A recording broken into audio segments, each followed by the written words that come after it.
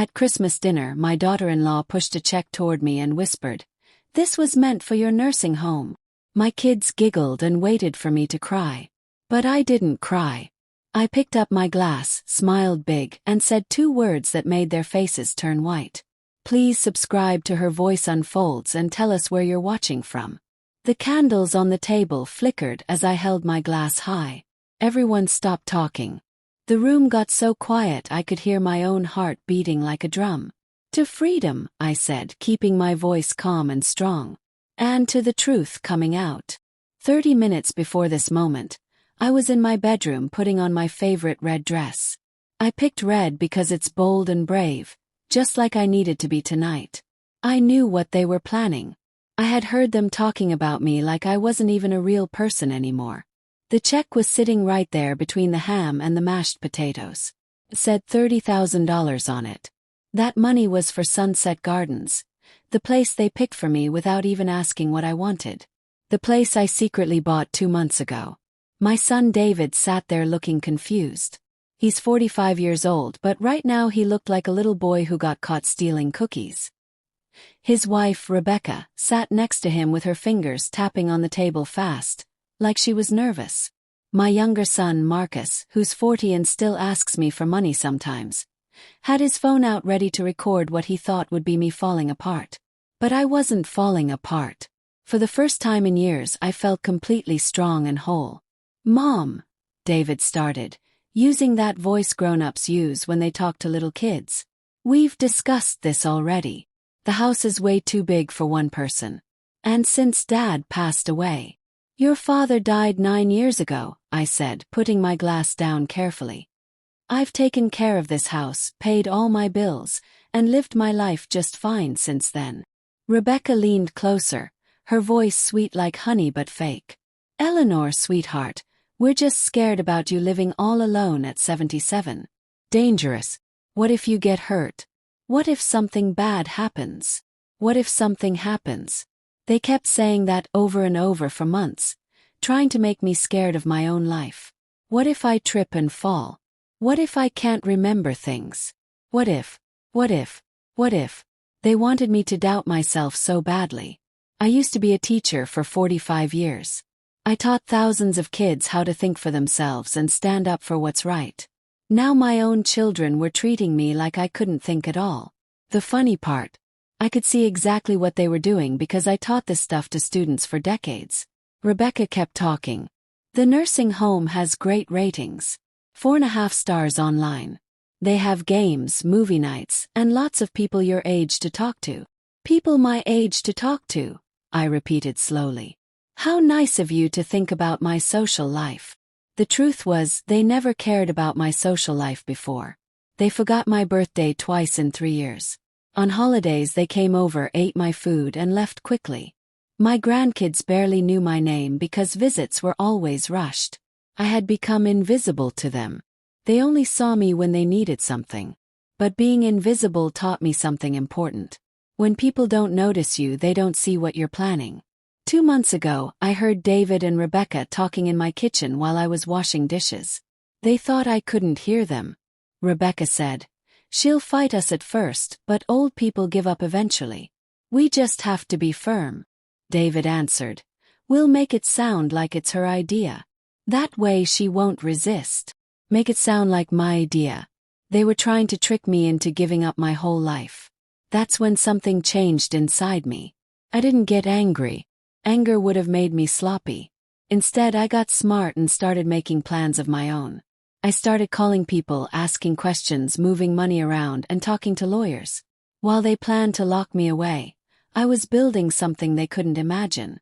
The check on the table wasn't just money. It showed they thought I was weak and helpless. They believed I would just accept their plan and thank them for it. Rebecca cleared her throat loudly. "We already talked to the people at Sunset Gardens. They have a room ready for you next week. We thought we'd help you pack your stuff tomorrow to make it easier." "How thoughtful," I said quietly, reaching into my purse and pulling out a big envelope. "How very thoughtful of you to plan my entire life without asking me." The envelope was fancy and expensive looking. I placed it right next to their check. Both papers sat there side by side. "What's that, Mom?" David asked, and I could hear the worry starting in his voice. "Just some papers," I said, running my finger along the edge of the envelope. "Nothing you need to worry about right now." Marcus finally looked up from his phone. His face showed he knew something was different. The confidence they all wore like armor was cracking. Rebecca reached for her water glass but didn't drink. "Eleanor, we need to talk about selling the house. Obviously you won't need it anymore, and houses are selling fast right now. David thinks we should put it up for sale in January." David thinks. Like I was already gone. Like my home where I raised them, loved them, and sacrificed everything for them was just a thing to sell quickly.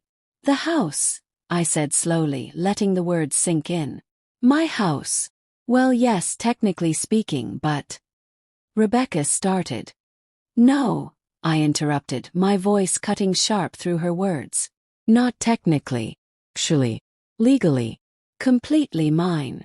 I opened the envelope slowly, like I was opening a birthday present. Inside were the ownership papers for Sunset Gardens, the same place they chose to put me away.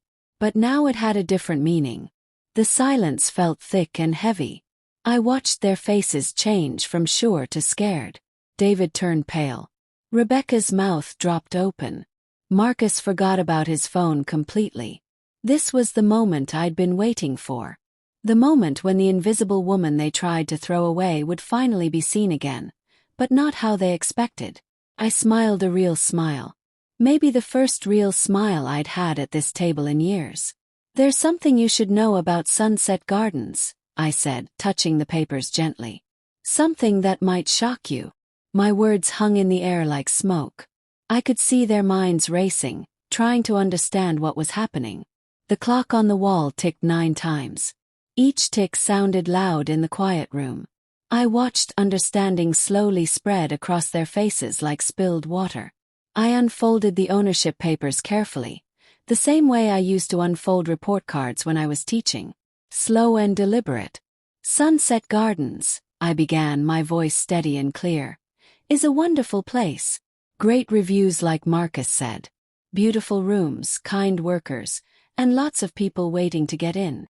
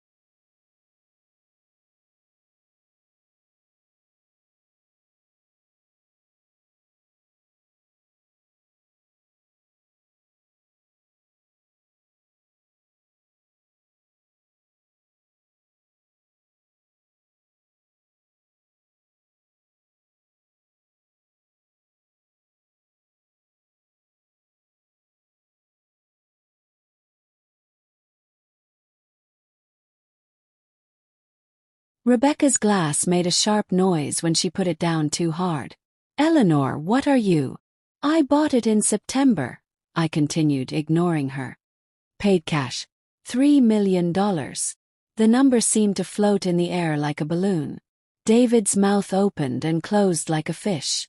Marcus sat completely frozen like a statue. "That's impossible," Rebecca whispered, but her voice shook. "You don't have that kind of money." I smiled again. "Your father was very good with money, Rebecca. Better than you ever knew. And I've had 9 years to make my own choices about our savings." The real story was more complicated. My husband Robert was careful with money but not adventurous. But his life insurance, plus my teacher's retirement, plus some smart choices I made gave me chances they never suspected existed. While they thought I was slowly running out of money, I was actually building something bigger. David finally found words. "But why would you buy a nursing home?" Because I know what it feels like to be unwanted, I said simply. I know what it's like when people see you as a problem instead of a person. When your own children treat you like a broken toy instead of their mother. I picked up their check and held it between my fingers like a pressed flower. This check made out to Sunset Gardens means you just paid me $30,000 to accept being rejected by my own family. Rebecca's face went white. This is crazy, Eleanor. You're being dramatic. Am I? I said, my voice getting stronger. Let me tell you about dramatic. Dramatic is when kids think their mother is too old and stupid to hear them planning in her own kitchen. I remembered that Sunday 2 months ago perfectly. I was doing dishes and they thought I couldn't hear. But I heard every word. Rebecca said, "She'll say no at first, but old people give up when you push hard enough." David replied, "We'll trick her into thinking it's her choice. That way she won't fight back." Trick me into thinking it was my choice. They were playing games with my mind. "You researched me," I continued, watching Marcus look at the door like he wanted to run. "You know I was a teacher for 45 years. I taught critical thinking. I taught kids how to spot when someone is trying to manipulate them. Yet somehow you thought I wouldn't notice you doing it to me." David leaned forward, his lawyer training kicking in. "Mom, even if you did buy this place, which I still don't believe, you can't run a healthcare facility at your age. The legal stuff alone." "The legal stuff," I repeated. "Interesting that you mention legal matters, David. Because I've been thinking a lot about the law lately." I reached into my purse again and pulled out another folder. This one was thicker and had official-looking letters on it. "Did you know," I said casually, "that trying to steal from elderly parents is a crime in this state? Especially when you try to trick them or scare them into giving up their money and property." The room got cold. Rebecca touched her throat nervously. David's confident look disappeared completely. "You're threatening us," Marcus said, his voice cracking. "I'm teaching you," I corrected. "The same way you tried to teach me about my limitations. The difference is I'm using real facts instead of lies. I hadn't reported them to the police yet. But all the research I did, all the recordings I made on my phone when they thought I was napping during their planning meetings, everything pointed to what could be called elder abuse by law." Rebecca found her voice again, shaking. "This is insane, Eleanor. We were trying to help you." "Were you?" asked, genuinely curious. "Because from where I'm sitting, it looks like you were trying to help yourselves to my house and the money I've saved my whole life." The silence now was different. Heavier. More dangerous. They weren't just surprised anymore. They were scared. I stood up slowly. My knees hurt a little, reminding me of my age. But instead of feeling weak, I felt powerful. Really powerful for the first time in years. "Sunset Gardens will open again in February," I announced, gathering my papers neatly. "I'm making some changes. I'm going to focus on helping people whose families rejected them. People who were told they're too much trouble, too expensive, or too old to matter anymore." David's voice came out as a whisper. "Mom, please. We can fix this. We can talk about it as a family." "Fix what?" I turned to look at him directly. "Fix how you tried to convince me I'm losing my mind. Fix how you wanted to profit from getting rid of me." My questions hit them hard. I could see the exact moment each of them realized their plan hadn't just failed. It had exploded in their faces. "Here's what happens now," I continued, my voice carrying the authority of decades teaching in classrooms. "You're going to leave my house tonight. You're going to take your check with you. And you're going to think really hard about what kind of relationship, if any, you want with me from now on." Rebecca stood up fast, her chair scraping the floor loudly. "You can't just." "I can," I said simply. "I'm not confused like you claimed. I'm not poor and dependent on you. I'm not alone or weak. I am exactly what I've always been. A woman with money, brains, and the power to make my own choices." Marcus finally looked up from his phone, his face pale. "What about Christmas? What about being a family?" The question hung between us like a rope bridge. I could cross it or burn it. For just a second I felt the old feeling. The urge to make everything okay, to pretend this conversation never happened, to go back to how things were. But then I remembered Rebecca's voice in my kitchen. Old people give up when you push hard enough. I remembered David casually assuming my house would be his to sell. I remembered years of being treated like a burden instead of like their mother. Family, I repeated, tasting the word. What an interesting word. I walked toward the dining room door, stopping right at the edge. Behind me, I heard papers rustling, chairs moving, whispered panic as their plan fell apart. The door locks by itself when you leave, I said without turning around.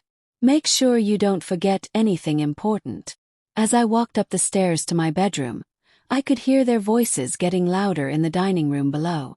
Anger, shock, desperate attempts to make sense of what just happened. But their words felt far away now, unimportant, like arguments in a language I used to speak but was choosing to forget. In my bedroom, I sat on the edge of the bed I shared with Robert for 40 years. I looked at myself in the old mirror he gave me for our anniversary. The woman looking back was 77 years old, with gray hair and wrinkles from years of smiling and worrying and loving. But her eyes were different.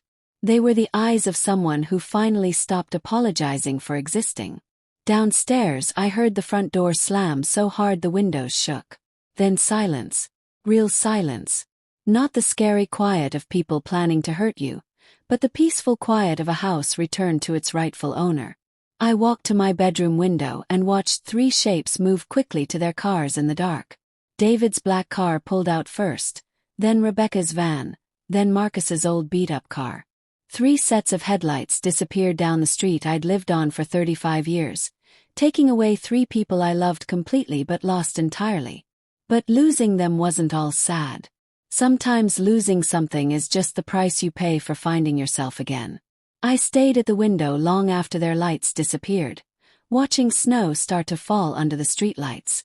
Each snowflake looked purposeful, covering the familiar street with something clean and new. My phone buzzed on the nightstand. A text from David. "This isn't over, Mom. We'll fight this. You're not thinking clearly." I read it twice, then deleted it without answering. They would learn that my silence wasn't weakness anymore. It was strength. The next 4 days felt strange. The house felt different without the weight of their judgments in every room. I did my normal morning things. Made coffee, read the paper, did my crossword puzzle that I've done every day for 20 years. But everything felt sharper, more real. I wasn't pretending to be the helpless old mother anymore. I was just being me. On the 5th day, my doorbell rang. Through the peephole, I saw a young woman with tired eyes and paint on her hands holding a large envelope. She looked about 30, with brown hair in a ponytail and the kind of worn jacket that said she didn't have much money. "Mrs. Richardson," she said when I opened the door. "My name is Sophie Martinez. I'm a social worker with the county. Can I talk to you about Sunset Gardens?" My heart beat faster, but I kept my face calm. "Of course.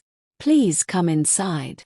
I brought her to the living room, watching how her eyes looked around the space carefully, checking, I knew, for signs that I couldn't take care of myself. She would find nothing.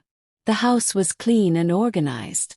Not because I was trying to prove anything, but because I'd always kept it this way. "I'll be honest, Mrs. Richardson," Sophie said, sitting in Robert's old chair carefully. "We got a call from your son.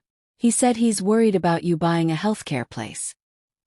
He thinks maybe someone tricked you, that you didn't really want to do it." "Did he?" I said, not asking, just stating. "He said you might have been taken advantage of, that buying the property might not have been your real choice." The irony was so perfect it was almost funny. Instead, I stood and walked to my desk, getting the folder I'd prepared for exactly this moment. 3 months of careful planning had taught me to expect every move in this game. "Ms. Martinez," I said, coming back to my seat. "Let me ask you something. In your work, what are the usual signs that an old person has been tricked with their money?" She blinked. Clearly surprised, I turned the question around. "Well, strange bank activity, pressure from family, being cut off from friends, confusion about money choices. And what would you see if an older person was making good money choices on their own? I guess clear records, talking regularly with money advisors, proof of research and planning. She stopped, maybe understanding where I was going. I opened my folder and started laying out papers carefully, like a teacher showing a lesson. Bank statements showing months of careful money movements. Research files on nursing homes all over the state. Legal papers proving I was thinking clearly and knew what I was doing. Reports from my money advisor showing how well I'd managed everything since Robert died. This purchase used about 20% of all my money, I said, watching her eyes get wide as she understood. I talked to 4 different lawyers, 3 money advisors, and an expert on running healthcare places before I did it. Would you like to see those records too? Sophie Martinez stared at the papers between us, clearly changing her mind about me.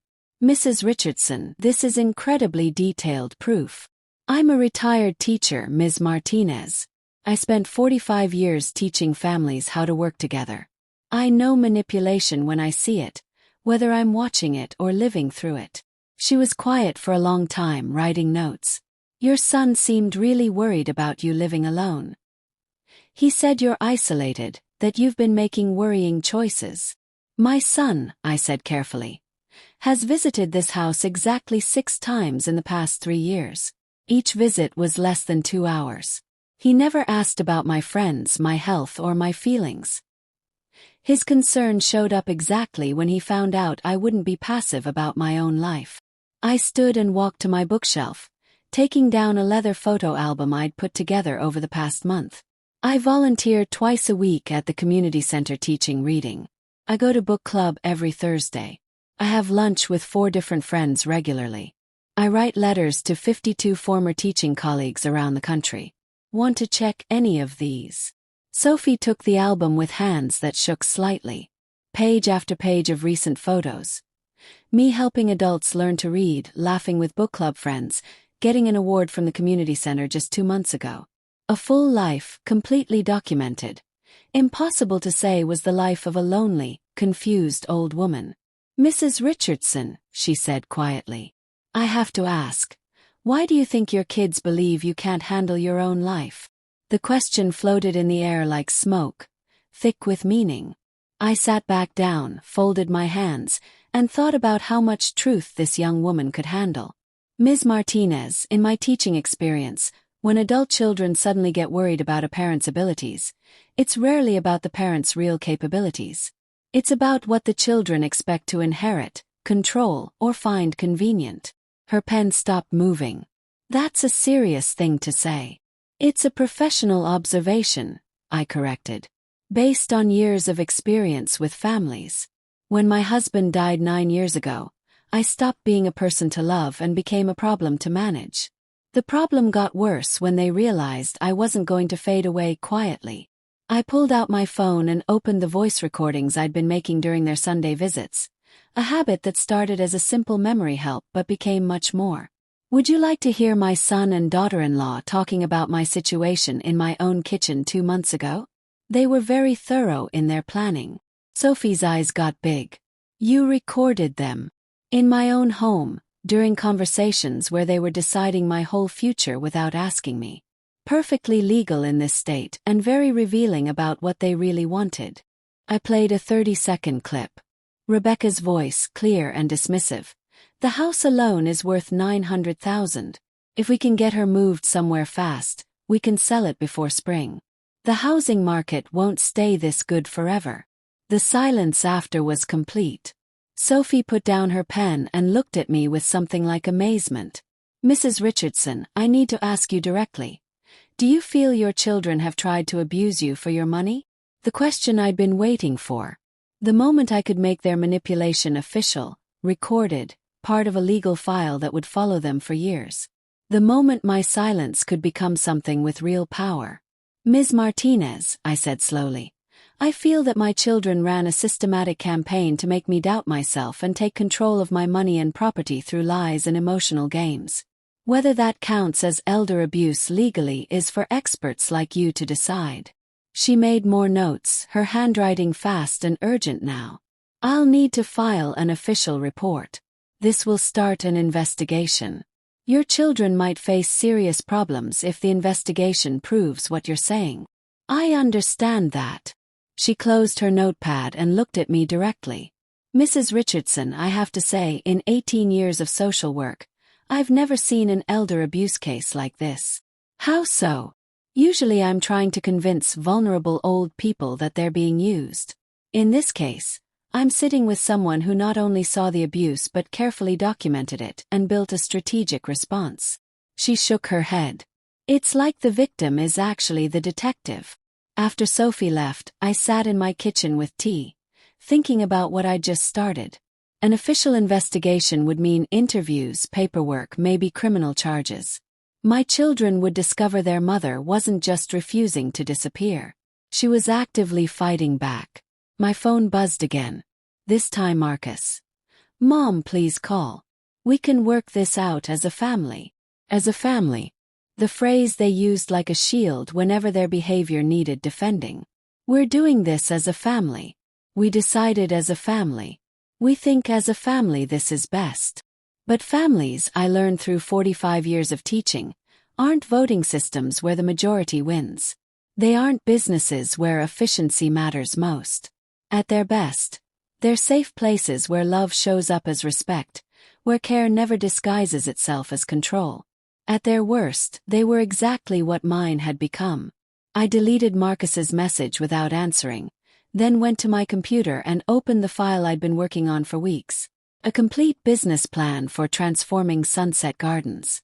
Not just a place where unwanted old people could be stored, but a real community where they could grow, where their experience mattered, their independence was respected, their dignity preserved. I'd spent months talking to current residents, families, and staff. I researched new ideas for elder care, visited places in 4 different states, talked to aging specialists, social workers, and designers. This wasn't revenge pretending to be charity. It was purpose growing from pain. The phone rang as I was looking over staffing plans. My lawyer's office. Eleanor. Patricia Gomez's voice was sharp and professional. I had an interesting talk with someone from County Social Services. They're opening an investigation into elder abuse allegations against your children. Yes, I said simply. They're also asking about your mental ability to run a healthcare place. Apparently David called them too, saying he's worried about your decision-making. I smiled at that. And what did you tell them? The truth. That you're the most carefully prepared client I've worked with in 25 years. That your mental testing scores are in the top 5% for your age. That your financial planning has been excellent. Eleanor, they're going to attack you hard now. David's already talking about getting legal guardianship over you. Guardianship.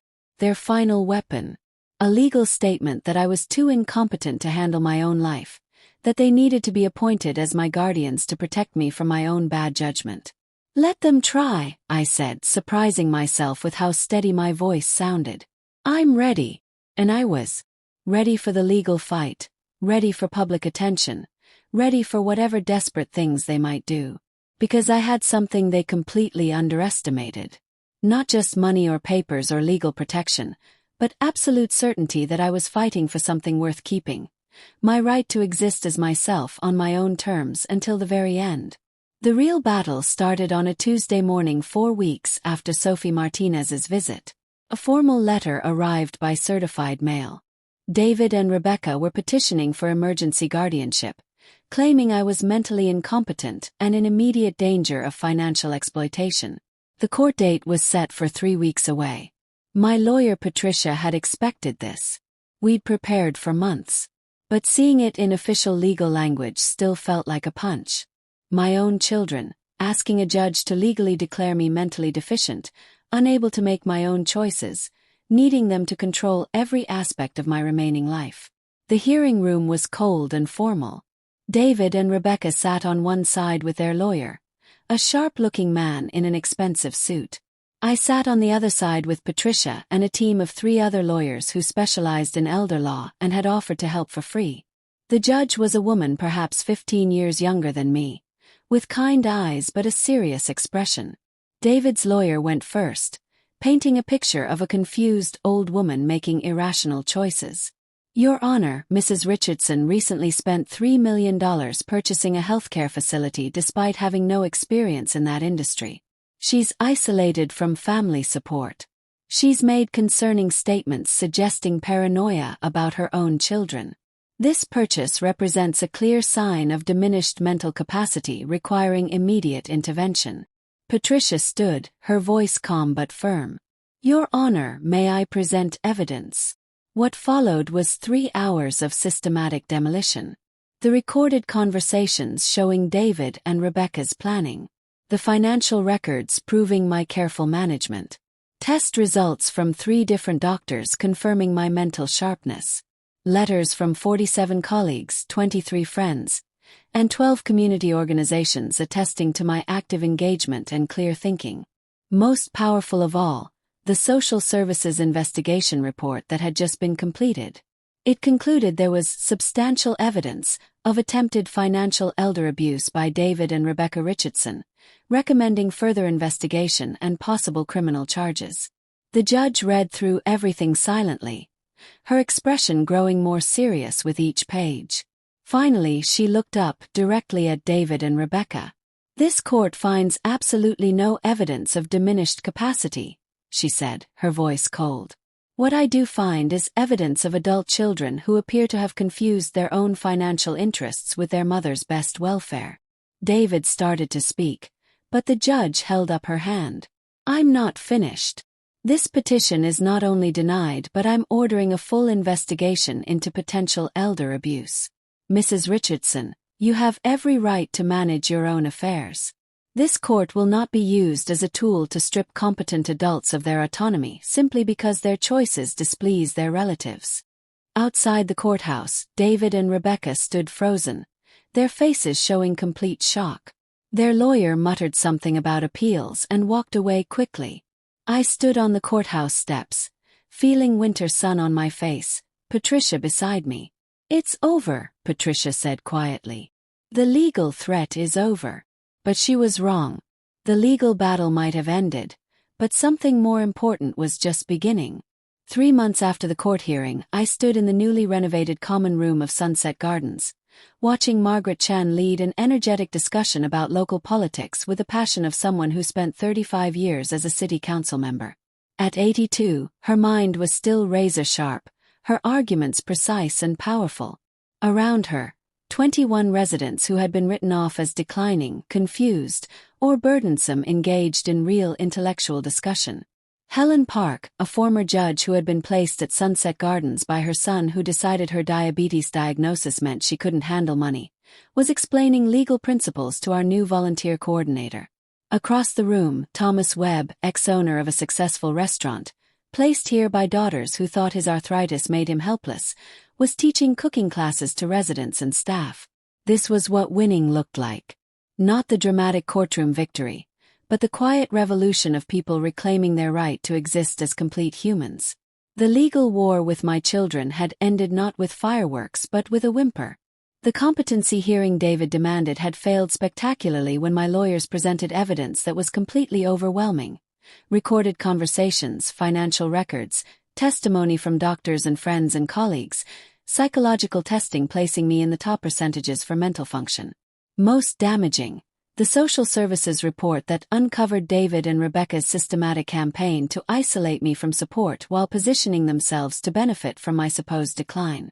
The judge, a woman named Sandra Liu, had been direct in dismissing their petition. This court finds zero evidence of reduced ability, she said, looking right at David and Rebecca. What I find is evidence of children who confused their own convenience with their mother's needs. But the real victory wasn't in that courtroom. It was in the months after, as Sunset Gardens transformed from a storage facility into something completely new. A community designed by its residents instead of imposed on them. I had been right about the power of working together. With my resources and vision combined with the residents' experience and knowledge, we created something that challenged every assumption about what aging should look like. We hired staff who understood that respect doesn't end at age 65, that wisdom doesn't expire when you turn 70, that independence is a basic human right, not a privilege that gets taken away by worried family members. The changes started small. resident councils with real power to make decisions, flexible meal times and food choices, elimination of infantilizing rules that treated grown adults like children who couldn't be trusted. But as word spread, the transformation accelerated. We now had a waiting list 4 times longer than our available rooms. Old people drove from other states to tour our facility, many with adult children who genuinely cared about their parents' happiness instead of their own convenience. We attracted national attention from aging experts, social workers, and policymakers who saw we were pioneering a completely new model. But maybe most satisfying, we attracted attention from families like mine. Families who discovered that throwing away their elderly relatives wasn't as easy as they assumed. I hadn't spoken to David, Rebecca, or Marcus since that Christmas dinner 9 months ago. Their silence communicated everything. A tacit admission that their campaign didn't just fail but permanently destroyed whatever relationship we might have saved. The elder abuse investigation concluded with an official finding of attempted financial exploitation by family members. No criminal charges were filed. The evidence was there, but the situation was complex and I chose not to push for prosecution. But the finding became part of their permanent record, a mark that would follow any future attempts to claim guardianship over vulnerable family members. The social and professional consequences were harsher than any legal punishment. Rebecca's job at the clinic where she worked as a physician's assistant was reviewed when the board learned about the elder abuse finding. She kept her job but lost all chances for promotion. David's law firm quietly moved him away from cases involving elderly clients. Marcus found himself excluded from social groups where he once networked confidently. They learned what I hoped they would: that actions have consequences, that treating family like disposable assets instead of beloved people carries costs they never anticipated. But I learned something too: that revenge, when it came, was far less satisfying than the alternative I accidentally discovered. Purpose was better than revenge. Community was better than isolation. Choosing to build something meaningful from broken relationships was infinitely more powerful than choosing to punish the people who broke them. My phone buzzed as I watched Margaret finish her lecture on municipal governance. A text from an unknown number. "Mrs. Richardson, this is Lisa Park, Helen's daughter. I know I don't deserve to ask, but could we meet? There are things I need to say to my mother, and I don't know how to reach her anymore." I showed the message to Helen, who was walking toward me with 2 cups of coffee, a ritual we'd developed during our planning sessions. "Interesting timing," she said after reading it. "Lisa's been trying to contact me for 4 months now. Are you ready to hear what she wants to say?" Asked gently. Helen thought about the question with the same careful consideration she brought to all big decisions. "I think I'm ready to listen. Whether I'm ready to forgive her is something completely different. Would you like me to set up the meeting here?" Helen nodded firmly. "Yes, here. On our ground, with our people around us. If Lisa wants to apologize, she can do it in front of the community she helped separate me from." The meeting was arranged for the next Saturday afternoon. Lisa Park arrived at Sunset Gardens looking exactly like what she was: a successful businesswoman in her early 50s who suddenly realized her assumptions about her mother's decline had been catastrophically wrong. She sat in our newly decorated conference room, surrounded by residents who had positioned themselves with the careful precision of a jury. Margaret Chen took the chair directly facing her. Thomas Webb sat where he could watch her facial expressions closely. I sat beside Helen, near enough to offer support but far enough to avoid seeming overprotective. "I've been wrong about everything," Lisa began, her voice barely audible. "About you, about what you needed, about what was best. I convinced myself you were getting worse because it was easier than admitting I was too wrapped up in my own life to actually notice yours." Helen listened without showing emotion, her hands folded calmly in her lap. "When I heard about this place, about what you and Mrs. Richardson built here, I understood." Lisa stopped, struggling with words that clearly didn't come easily. "I understood that you didn't need me to rescue you. You needed me to see you as a person, and I completely failed at that." "Yes," Helen said simply. "You did." The bluntness seemed to surprise Lisa, as if she expected deflection or immediate forgiveness. Around the room, Our jury of residents watched with the focus of people who had all experienced versions of this same conversation. I want to try to rebuild what we had, Lisa continued. If you'll give me another chance. If you can forgive me for being so arrogant about what you could handle. Forgiveness, Helen said, her voice carrying the weight of someone who had thought deeply about the word, isn't the same as going back to how things were. I can forgive your ignorance, Lisa. I can even forgive your presumption. But I can't pretend our relationship can return to what it was before you decided I was too problematic to deal with.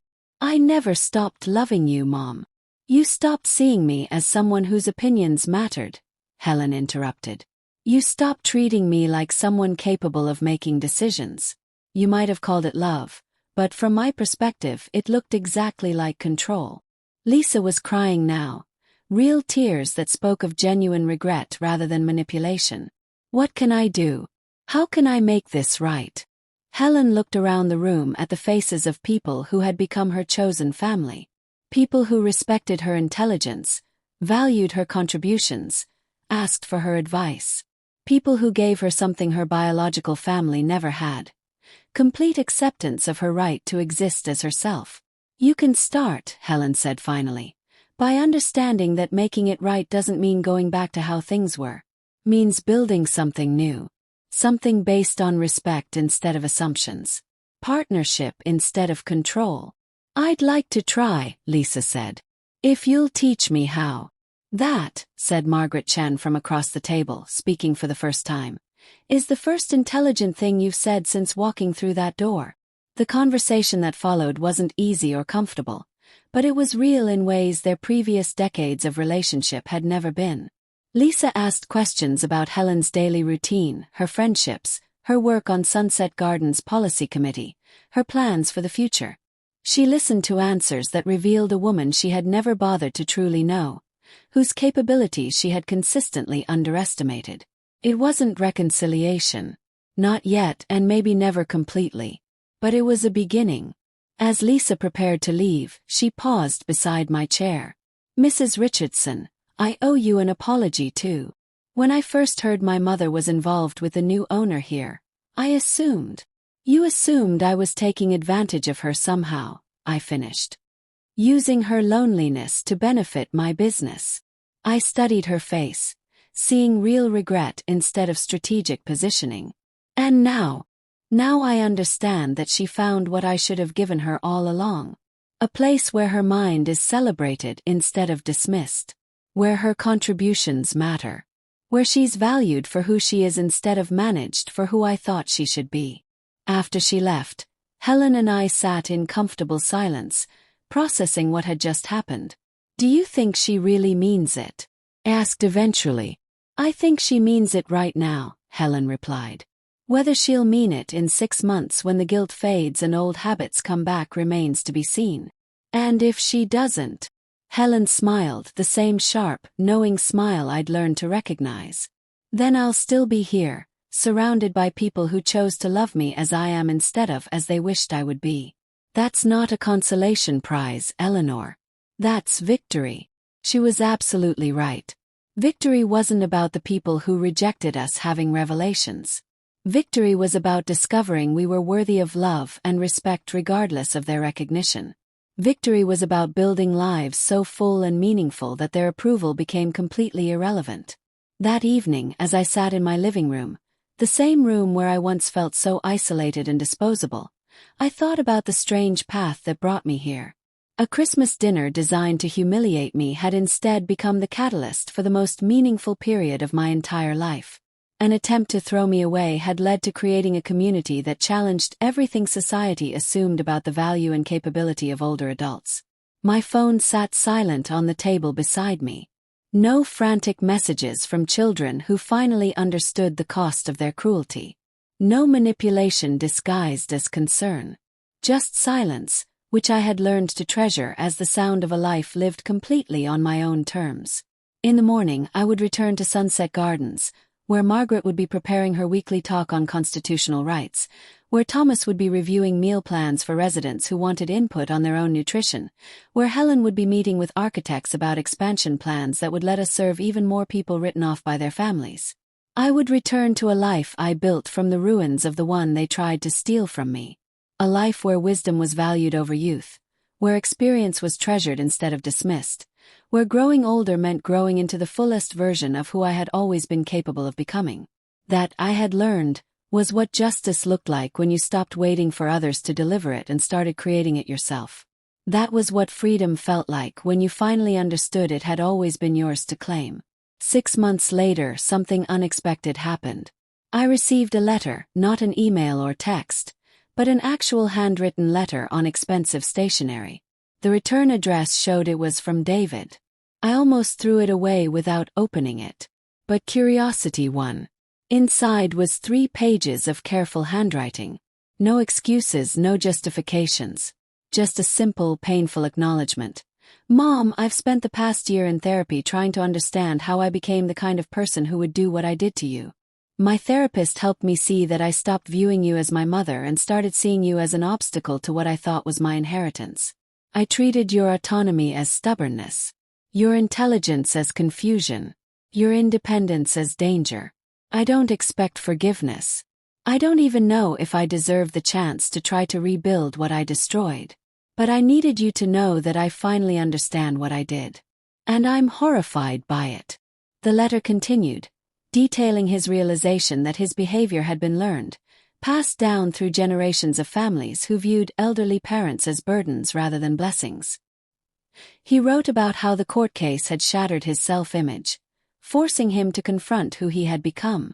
He didn't ask for anything. No requests to meet, no pleas for reconciliation. Just acknowledgement and accountability. I read it 3 times, sitting in my kitchen as morning light streamed through the windows. Then I did something that surprised even me. I wrote back. Not a long letter, not forgiveness, but acknowledgement. David, I appreciate your honesty. True change is possible, but it requires more than words. It requires sustained action over time. If you're serious about understanding what you did wrong, I'd suggest volunteering at facilities like Sunset Gardens. See elderly people as humans, not problems. Learn what you failed to learn from me. I'm not ready to have you back in my life. I may never be. But I'm willing to watch from a distance as you do the work of becoming someone I might someday want to know again. 3 weeks later, I received a call from the volunteer coordinator at a nursing home 2 counties over. Mrs. Richardson. I have a David Richardson here who says you suggested he volunteer. He's asking to work in our most challenging unit, with residents who have been abandoned by their families. I wanted to verify this was legitimate. Smiled. Yes, it's legitimate. Give him the hardest assignments you have. If he's serious about change, he'll stay. If he's not, he'll quit within a month. David stayed. I heard updates through the nursing home network. He showed up every week, did the difficult work nobody else wanted, listened to residents' stories, treated them with dignity. 2 months became 4. 4 became 6. Still I kept my distance. Watching, waiting, protecting myself from further disappointment. Rebecca and Marcus never reached out. Their silence told me everything I needed to know about their capacity for self-reflection. But David's sustained effort, week after week, month after month, suggested something different might be possible. Not reconciliation. That word felt too loaded, too hopeful. But perhaps something smaller. Acknowledgement that people could change. That families could be rebuilt on new foundations. That even the most broken relationships might find a way forward if both parties were willing to do the painful work. Meanwhile, Sunset Gardens continued to grow. We opened a 2nd building, then a 3rd. Each one designed with resident input, each one proving that elder care could look radically different when elderly people had power over their own lives. We became a model studied by healthcare systems across the country. Universities sent students to learn from us. Policymakers visited to understand how we achieved such high satisfaction rates while maintaining financial sustainability. But the real success wasn't in the accolades or attention. It was in the daily moments. Margaret teaching a constitutional law class to local high school students, showing teenagers that wisdom doesn't retire. Thomas opening a small cafe in our main building, proving that Parkinson's doesn't end someone's ability to contribute. Helen serving on the City Planning Commission. Her expertise valued by officials half her age. These weren't exceptional elderly people. They were ordinary people who had been given something simple but profound: the chance to remain themselves. 1 year after that Christmas dinner, I hosted a different kind of holiday celebration. Not at my house but at Sunset Gardens. The invitation list included residents, staff, volunteers, and family members who had proven they understood what this community represented. David asked if he could attend. Not as my son, but as a volunteer who had worked at a sister facility for 10 months. I said yes with conditions. He could come, but he would serve food, clean tables, and do the work of caring for others without expectation of recognition or reconciliation. He agreed immediately. Christmas Eve arrived cold and clear. Our main hall was decorated not with expensive ornaments, but with artwork created by residents. Paintings by former art teachers, woodwork by retired carpenters, quilts by women whose children had once dismissed their hobbies as pointless. David arrived early as instructed. He wore simple clothes and went straight to the kitchen. I watched him from a distance as he helped Thomas prepare food, as he carefully carried plates to residents, as he listened to their stories with genuine attention. He didn't approach me, didn't try to manufacture a moment. Just did the work quietly, respectfully, without expectation. During dinner, Margaret stood and raised her glass. "I want to propose a toast," she said, her voice carrying across the room. "To Eleanor Richardson, who showed us that being discarded by your family isn't the end of your story. It's the beginning of choosing your own story." The room erupted in applause. I felt tears on my cheeks, but they weren't tears of sadness. They were tears of gratitude for this unexpected family I had found. Helen stood next. "And to every person here who refused to accept that getting older means getting smaller. Who proved that wisdom, contribution, and independence don't have expiration dates. Who showed their families that love without respect isn't love at all." More applause. More tears. Across the room, I saw David standing against the wall, watching. His face showed something I hadn't seen in years.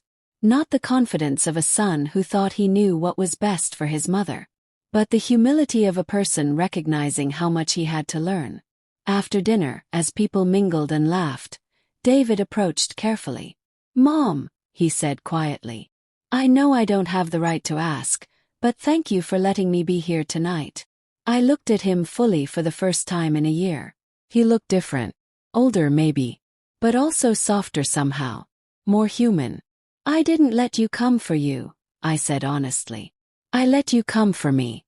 To see if watching you do humble work would help me understand if change is real or just performance." He nodded, accepting the harsh truth. "That's fair. I deserve that." "You deserve much worse than that," I said. "But I'm tired of being angry. Anger is exhausting, and I have better things to do with my energy.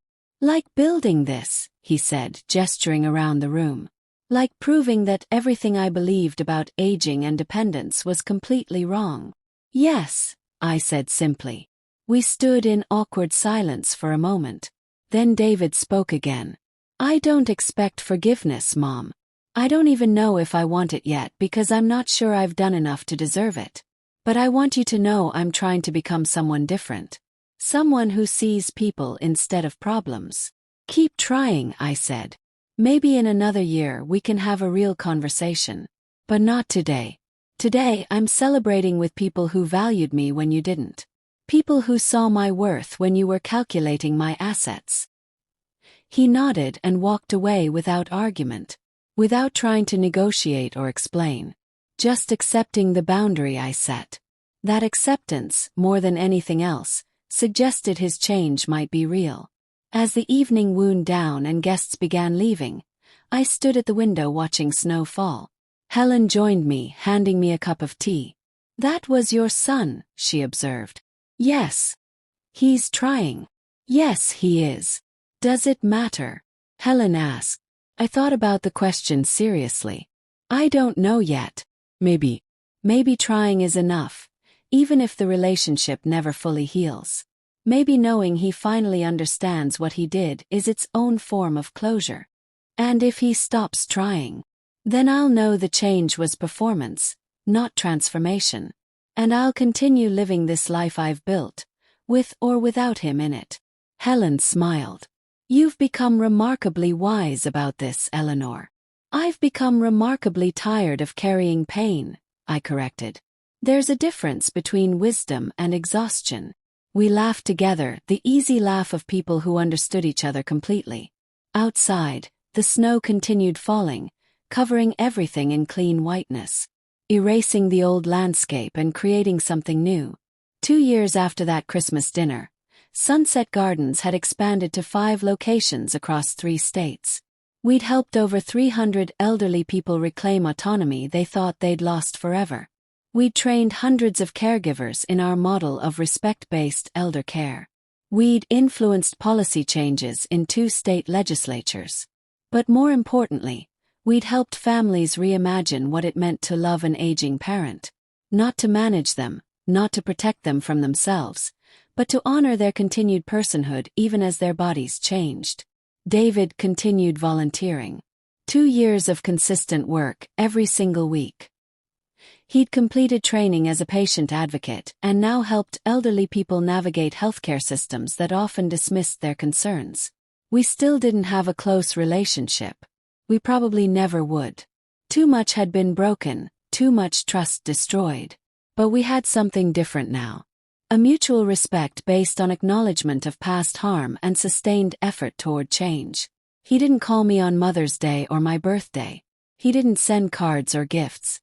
Instead, he sent me quarterly reports about his volunteer work, documenting how many elderly patients he'd helped advocate for themselves. His way of showing me, rather than telling me, that he understood what I'd tried to teach him. One spring morning I received an unexpected call. Christopher, not David. Christopher was David's younger brother, my middle child who had stayed mostly silent during the entire conflict. "Mom," he said, his voice shaking. "I need to talk to you. Not about me. About Dad." My heart clenched. "What about your father?" "I found something in the attic. Letters he wrote but never sent. Letters about his fears for you after he died. About his worries that we wouldn't take care of you properly." He paused. "Mom, he knew. He knew we might treat you badly, and he tried to prevent it. But we didn't listen to his letters. We threw them away without reading them." I sat down slowly. "Why are you telling me this now?" "Because I found copies. 'Cause I read them. Because I realized Dad saw clearly what we refused to see. That you were strong enough to survive his death, but you might not survive our selfishness." He was crying now. "He asked us, begged us really, to remember you were still yourself. Still capable. Still deserving of respect and independence. And we failed him. We failed you." I didn't speak. Couldn't speak. "I'm not asking for forgiveness," Christopher continued. "I'm not even asking to see you. I just needed you to know that I understand now. And I'm sorry. I'm so deeply sorry." The call ended. I sat holding the phone, processing this new information. Robert had known. Had tried to protect me even from beyond death. The thought brought fresh tears but also strange comfort. That evening I told Helen about the call. She listened quietly, then said, "Your husband sounds like he was a wise man." "He was," I agreed. "But even his wisdom couldn't overcome our children's greed and fear." "Maybe that's the lesson," Helen suggested.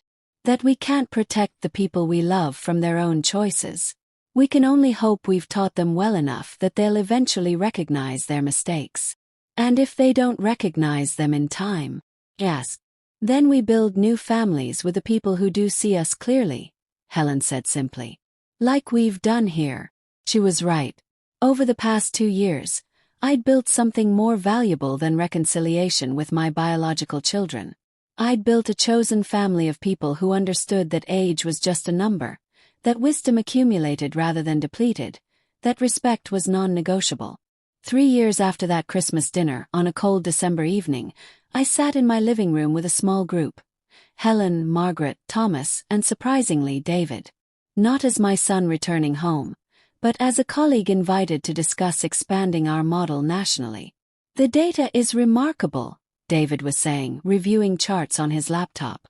Facilities using your respect-based model show 40% higher satisfaction scores, 60% reduction in depression diagnoses, and significantly better health outcomes overall.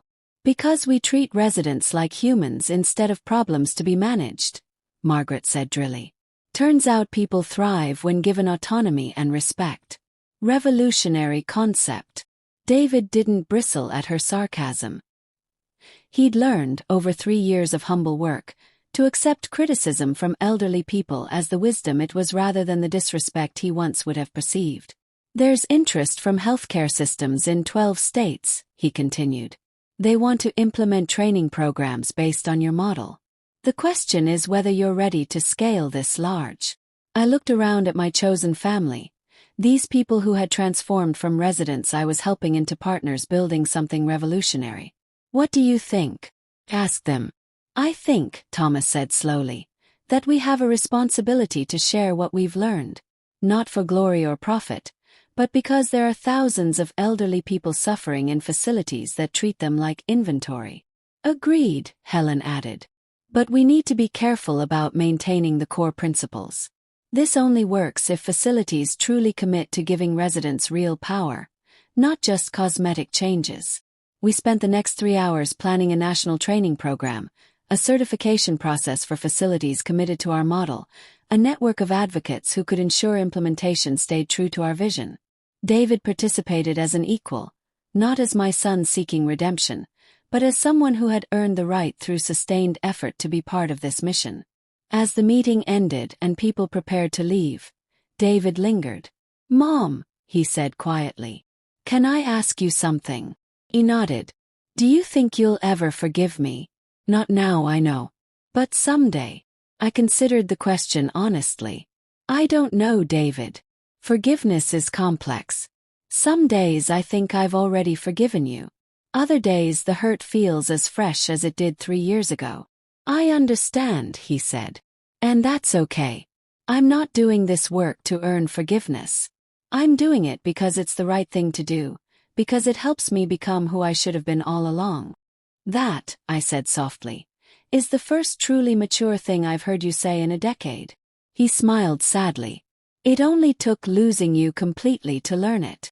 After he left, I sat alone in the quiet house. The same house where this journey began. The same rooms that once felt like a prison my children were trying to remove me from. But everything felt different now. Not because the house changed, but because I had changed. I was no longer the woman who felt disposable, who questioned her worth, who wondered if maybe her children were right about her decline. I was someone who had faced rejection and found purpose, who had been discarded and built community, who had lost one family and created another. My phone buzzed. A text from an unknown number. Mrs. Richardson, my name is Angela Torres. I'm 73 years old and my daughter just told me she's found a lovely facility for me. I read about Sunset Gardens online. Can you help me? I smiled and began typing. Angela, yes. Come to Sunset Gardens tomorrow at 10 a.m. Bring any financial documents you have. We'll talk about your options. You don't have to accept what your daughter has planned.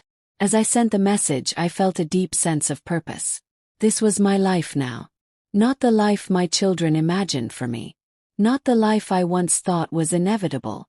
But a life I chose, built from the ruins of their rejection, transformed into something meaningful. 5 years after that Christmas dinner, I stood before a congressional committee testifying about elder care reform. Beside me sat Helen, Margaret, and representatives from 47 facilities across the country now using our model. The traditional approach to elder care is built on a fundamental lie, I told the lawmakers. The lie that getting older means losing capacity for self-determination. The lie that independence and safety are opposites. The lie that love means control. I detailed our model, backed by 5 years of data showing improved health outcomes, higher satisfaction, and surprisingly lower costs when elderly people had real power over their own care. What we're proposing isn't radical, I continued. We're simply suggesting that the same autonomy we grant to every other adult should extend to elderly adults. That respect shouldn't be conditional on age.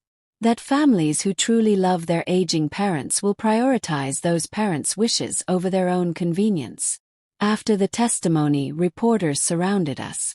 Questions about funding, implementation, scalability. But one young journalist asked something different. Mrs. Richardson, I understand this journey began with a personal experience. Has your family reconciled? I paused, considering how to answer honestly. My relationship with my children is complicated. One son has spent 5 years doing the hard work of understanding and change. We have mutual respect now, though not the closeness we once had. My other children chose different paths. Does that make you sad?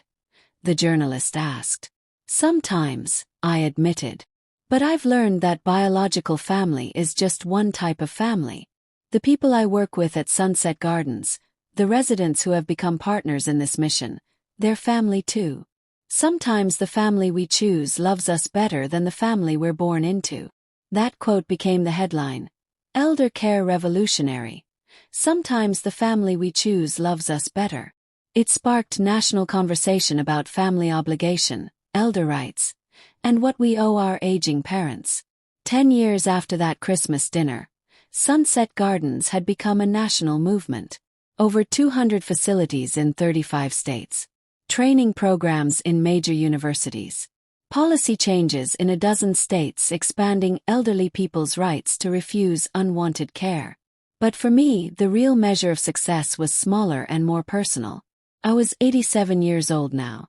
My body had aged, inevitable and irreversible. Arthritis made my hands ache. My vision required stronger glasses. I moved more slowly, tired more easily.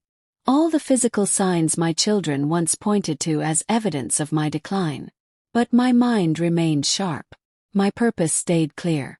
And my autonomy was completely intact. David still volunteered every week. 14 years of consistent effort. We had dinner once a month now, carefully structured conversations where we talked about the work, about policy, about everything except the past. It wasn't closeness, but it was connection. A different kind of relationship, built on mutual respect and shared mission rather than obligation or assumed affection. Rebecca and Marcus never reached out. I heard through extended family that they moved away, avoiding the social consequences of the elder abuse finding that followed them like a shadow. Sometimes I felt sad about losing them. But mostly I felt grateful for the clarity their rejection provided. On my 87th birthday, Sunset Gardens threw a celebration. Not for me specifically, but for what we had built together. 300 people gathered, residents from all our facilities, staff, volunteers, families who had learned to honor their aging parents' autonomy. Margaret, now 92 and still sharp as ever, raised a toast. To Eleanor Richardson, who taught us that being thrown away by your family isn't a tragedy. It's an opportunity to prove your worth to yourself. Helen, 88 and still serving on 3 city commissions, added. And to every person who refused to accept that getting older means getting smaller. You've shown the world a different way. I stood, feeling every one of my 87 years in my aching joints, but also feeling completely alive in my heart and mind. Thank you, I said simply. But this was never just about me. This was about all of us refusing to accept what society says about aging. Refusing to be managed, controlled, or diminished. Insisting on our right to remain fully human until our very last breath. The room erupted in applause. Looking around at these faces, I felt something I never expected to feel after that terrible Christmas dinner 10 years ago. Complete happiness. Not the happiness of reconciliation or revenge, but the happiness of purpose fulfilled, of community built, of a life lived authentically and courageously. That night, back in my house, I sat in the same chair where I'd sat a decade earlier, holding that check, feeling disposed of and worthless. But everything was different now. The house no longer felt like a prison. Felt like home. My home. Chosen, defended, and cherished. I thought about that Christmas dinner, about the checks sliding across the table, about their laughter expecting my tears. I thought about how close I came to accepting their vision of my decline, to believing I really was too old, too confused, too much trouble. And I thought about the choice I made instead. Fight. To build. To prove, not to them but to myself, that age was just a number and autonomy was a right worth defending. My phone sat beside me, silent and peaceful. No desperate messages. No manipulation. No family trying to control me. Just quiet, which had become the soundtrack of a life lived on my own terms. Tomorrow I would return to Sunset Gardens. There would be new residents to welcome, families to educate, staff to train. The work would continue because the need continued. Thousands of elderly people still faced children who saw them as burdens rather than blessings. But tonight, I simply sat in grateful silence. Grateful for the rejection that forced me to find myself. Grateful for the pain that forged purpose. Grateful for the family I lost and the family I found. The check still existed somewhere in my files. $30,000 made out to Sunset Gardens, signed by Rebecca with such confidence that she was solving the Megan problem. I kept it not as a trophy but as a reminder. A reminder that other people's vision of our limitations doesn't define us. A reminder that being discarded is not the end of our story. A reminder that sometimes the worst thing that happens to us becomes the catalyst for the best thing we ever do. Outside, snow began falling, just like it had that Christmas night 10 years ago. But this time, watching the snow, I didn't feel cold or scared or uncertain. I felt warm, safe, and absolutely certain of who I was and what I had built. I raised my teacup to the window, alone but not lonely, rejected but not defeated, 87 years old and more alive than I had ever been. To freedom, I whispered, echoing the toast I'd made a decade ago. And to new beginnings. The snow continued falling, covering the old world with something clean and new. And somewhere in that snow-covered night, 300 elderly people slept peacefully in beds at facilities where their autonomy was respected, their wisdom valued, their dignity preserved. 300 people who might have been discarded, managed, or controlled, but instead were living fully as themselves. That, I realized, was the real victory. Not revenge against children who betrayed me. Not even reconciliation with the one child who found his way back. The victory was this. I had taken the worst rejection of my life and transformed it into a movement that honored the humanity of thousands. I had turned personal pain into collective purpose. I had proven that age was not decline but evolution, that wisdom grew rather than diminished, that the last chapters of our lives could be the most meaningful if we had the courage to write them ourselves. My story began with a check and cruel laughter. It could have ended with my tears and surrender. Instead, it became something entirely different. A story of resilience, reinvention, and revolution. A story that proved family wasn't just biology but choice. A story that showed love without respect wasn't love at all. And most importantly, a story that demonstrated we are never too old to rewrite our lives, to choose our own path, to refuse to be diminished by others' limited vision of who we should be. Now tell me, what would you have done if you were in my place? Let me know in the comments. Thank you for watching Her Voice Unfolds, and don't forget to check out the video on your screen right now. I'm sure it will surprise you.